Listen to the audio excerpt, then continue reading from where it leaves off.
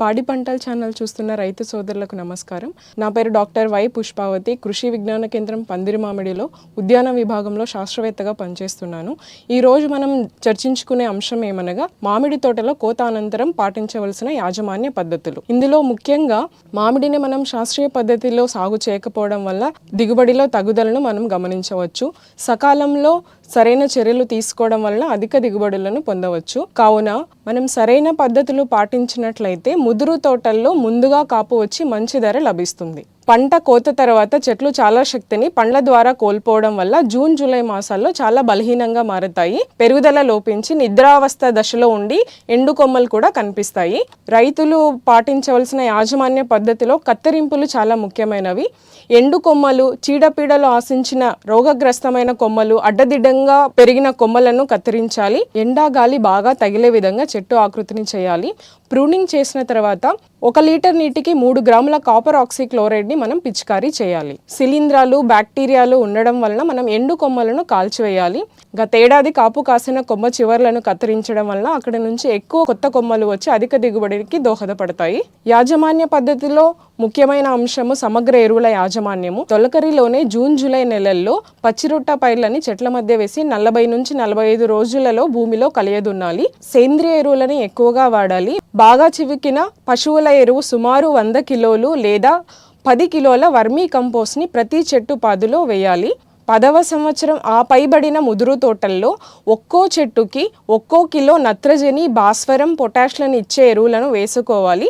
1 kilo నత్రజని కోసం 2 కిలోల 175 గ్రాముల యూరియా, 1 కిలో భాస్వరం కోసం 6 కిలోల 250 గ్రాముల single super phosphate, 1 kilo potash కోసం 1 కిలో 670 గ్రాముల మ్యూరేట్ ఆఫ్ పొటాష్ అవసరమవుతుంది.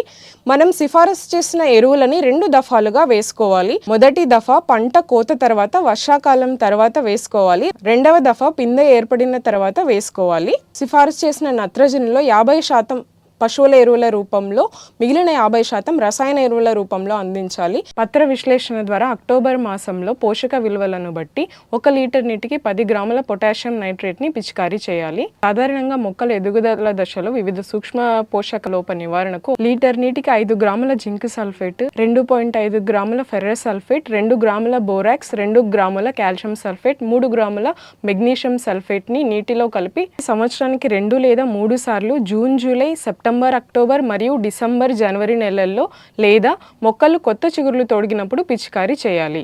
యాజమాన్య పద్ధతుల్లో కోతానంతర చర్యల్లో నీటి యాజమాన్యం ముఖ్యమైనది. జూన్లో నీటి తడులు ఇవ్వడం వలన చెట్లు నీటి ఎద్దడి నుండి తేరుకుంటాయి.